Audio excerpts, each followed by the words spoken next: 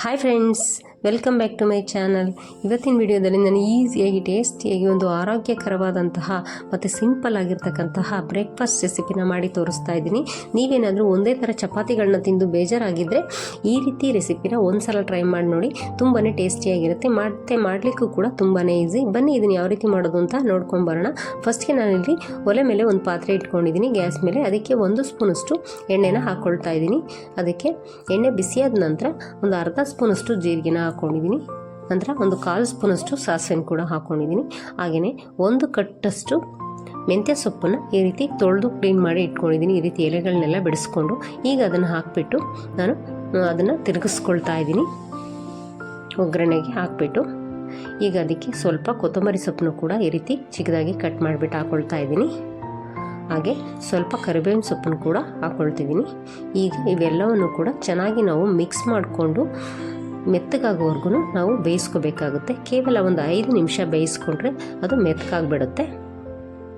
ಈ ರೀತಿ ನಾವು ತಿರುಗಿಸ್ಕೊಳ್ತಾ ಬೇಯಿಸ್ಕೊಳ್ಬೇಕು. ಈಗ ನೋಡಿ ಅದು ಚೆನ್ನಾಗಿ ಬೆಂದಿದೆ ಸೊಪ್ಪೆಲ್ಲ.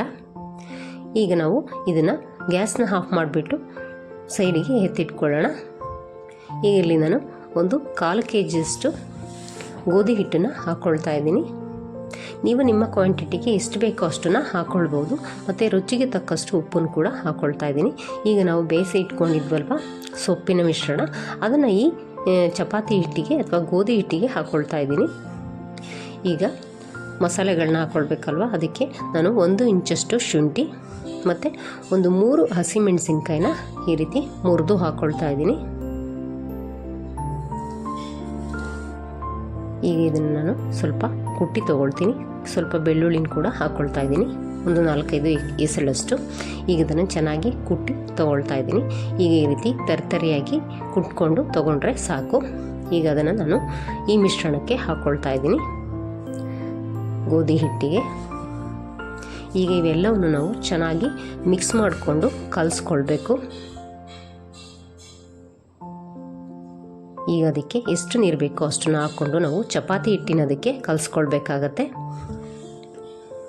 ನೀವೇನು ನಮ್ಮ ಚಾನಲ್ಗೆ ಹೊಸಬರಾಗಿದ್ದರೆ ನಮ್ಮ ಚಾನಲ್ನ ಸಬ್ಸ್ಕ್ರೈಬ್ ಮಾಡ್ಕೊಳ್ಳಿ. ಹಾಗೆ ವಿಡಿಯೋ ಇಷ್ಟ ಆದರೆ ಲೈಕ್ ಮಾಡಿ, ಶೇರ್ ಮಾಡಿ. ಹೀಗೆ ನಮ್ಮ ಚಾನಲ್ನ ಸಪೋರ್ಟ್ ಮಾಡ್ತಾಯಿರಿ. ನೀವು ನಮ್ಮ ಚಾನಲ್ನ ಸಬ್ಸ್ಕ್ರೈಬ್ ಮಾಡ್ಕೊಳ್ಳೋದ್ರಿಂದ ನಾನು ಆಗ್ತಕ್ಕಂತಹ ಹೊಸ ವಿಡಿಯೋಗಳು ಮತ್ತು ಈಸಿ ರೆಸಿಪಿಗಳನ್ನ ನೀವೇ ಮೊದಲು ನೋಡ್ಬೋದು. ಹಿಟ್ಟನ್ನ ಈ ರೀತಿ ಚೆನ್ನಾಗಿ ಕಲಸಿ ಆದ ನಂತರ ಒಂದು 10 ನಿಮಿಷಗಳ ಕಾಲ ಒಂದು ಪಾತ್ರೆನ ಮುಚ್ಚಿಬಿಟ್ಟು ರೆಸ್ಟ್ ಮಾಡಲಿಕ್ಕೆ ಬಿಡಬೇಕು. ಈಗ ನೋಡಿ ಒಂದು 10 ನಿಮಿಷ ಆದ ನಂತರ ಅದು ಮುಚ್ಚಳನ ನಾನು ತೆಗಿತಾ ಇದ್ದೀನಿ. ಈಗ ಅದು ತುಂಬ ಸಾಫ್ಟಾಗಿ ನೆನ್ಕೊಂಡಿದೆ, ಹಿಟ್ಟೆಲ್ಲ ತುಂಬ ಸಾಫ್ಟಾಗಿದೆ. ಈಗ ನಾವು ಕೈಗೆ ಸ್ವಲ್ಪ ಎಣ್ಣೆನ ಹಚ್ಕೊಂಡು ನಮಗೆ ಎಷ್ಟು ದಪ್ಪ ಬೇಕೋ ಅಷ್ಟು ದಪ್ಪ ಉಂಡೆಗಳನ್ನ ನಾವು ಮಾಡಿಕೊಂಡು ಚಪಾತಿನ ಲಟ್ಟಿಸ್ಕೊಳ್ಬೇಕಾಗತ್ತೆ. ನಾನು ಮಣೆಗೆ ಸ್ವಲ್ಪ ಎಣ್ಣೆನ ಹಚ್ಕೊಂಡು ಈ ರೀತಿ ಚಪಾತಿನ ನಾನು ಲಟ್ಟಿಸ್ಕೊಳ್ತಾ ಇದ್ದೀನಿ. ನೀವು ಬೇಕು ಅಂದರೆ ಹಿಟ್ಟನ್ನು ಕೂಡ ಹಾಕ್ಕೊಂಡು ಲಟ್ಟಿಸ್ಕೋಬೋದು. ಆದರೆ ಚಪಾತಿ ಅಷ್ಟು ಸಾಫ್ಟಾಗಿ ಬರೋದಿಲ್ಲ, ತುಂಬ ಹಾರ್ಡ್ ಆಗುತ್ತೆ.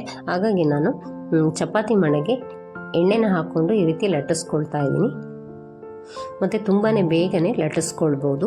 ಈಗ ಈ ಕಡೆ ಹೆಂಚನ್ನು ಕೂಡ ನಾನು ಬಿಸಿ ಮಾಡಲಿಕ್ಕೆ ಇಟ್ಟಿದ್ದೆ. ಹೆಂಚು ಬಿಸಿಯಾಗಿದೆ. ಈಗ ಅದಕ್ಕೆ 1 ಸ್ಪೂನಷ್ಟು ಎಣ್ಣೆನ ಹಾಕ್ಕೊಂಡು ಈ ಚಪಾತಿನ ಹಾಕಿ ಬೇಯಿಸ್ಕೊಳ್ತಾ ಇದ್ದೀನಿ. ಈಗ ಅದನ್ನು ಒಂದು 10 ಸೆಕೆಂಡ್ ಹಾಗೆ ಬಿಟ್ಬಿಟ್ಟು ಒಂದು 10 ಸೆಕೆಂಡ್ ಆದ ನಂತರ ಈ ರೀತಿ ನಾವು ಕೈಯಿಂದ ತಿರುಗಿಸ್ಕೊಂಡು ಅದನ್ನು ತಿರುಗಿಸಿ ಎಣ್ಣೆನ ಹಾಕ್ಕೊಂಡು ಬೇಯಿಸ್ಕೊಂಡ್ರೆ ಚಪಾತಿ ರೆಡಿ ಆಗುತ್ತೆ. ನೋಡಿ, ಇವಾಗ ನಾನು ಎಣ್ಣೆನ ಹಾಕ್ಕೊಳ್ತಾ ಇದ್ದೀನಿ 1 ಸ್ಪೂನಷ್ಟು ಮೇಲೆ. ನೀವು ಬೇಕು ಅಂದರೆ ತುಪ್ಪ ಕೂಡ ಹಾಕ್ಕೊಳ್ಬೋದು. ನೋಡಿ, ಈ ರೀತಿ ತಿರುಗಿಸಿ ಹಾಕ್ಕೊಂಡು ನಾವು ಬೇಯಿಸ್ಕೊಂಡ್ರೆ ಸೂಪರ್ ಆಗಿರತಕ್ಕಂತಹ ಆರೋಗ್ಯಕರವಾದಂತಹ ಚಪಾತಿ ರೆಡಿ ಆಗುತ್ತೆ. ನಾವು ಒಂದೇ ಥರ ಚಪಾತಿಗಳನ್ನ ತಿಂದು ಬೇಜಾರಾಗಿದ್ದಾಗ ಈ ರೀತಿ ಸೊಪ್ಪು ತರಕಾರಿಗಳನ್ನೆಲ್ಲ ಹಾಕ್ಕೊಂಡು ಡಿಫ್ರೆಂಟಾಗಿ ಮಾಡಿಕೊಂಡು ತಿಂದರೆ ಮಕ್ಕಳಿಗೆ, ದೊಡ್ಡವ್ರಿಗೆ ಎಲ್ರಿಗೂ ಕೂಡ ಇಷ್ಟ ಆಗುತ್ತೆ. ಮತ್ತು ಇದನ್ನು ನಾವು ಮಕ್ಕಳಿಗೆ ಲಂಚ್ ಬಾಕ್ಸಿಗೂ ಕೂಡ ಕೊಟ್ಟು ಕಳಿಸ್ಬೋದು. ತುಂಬಾ ಟೇಸ್ಟಿಯಾಗಿರುತ್ತೆ. ನೀವು ಕೂಡ ನಿಮ್ಮ ಮನೆಯಲ್ಲಿ ಮಾಡಿಕೊಂಡು ಯಾವ ರೀತಿ ಬಂತು ಅಂತ ನನಗೆ ಕಮೆಂಟಲ್ಲಿ ತಿಳಿಸಿ. ನೋಡಿ ಎಷ್ಟು ಸಖತ್ತಾಗಿ ಬಂದಿದೆ ಅಂತ. Thank you for watching. Bye friends.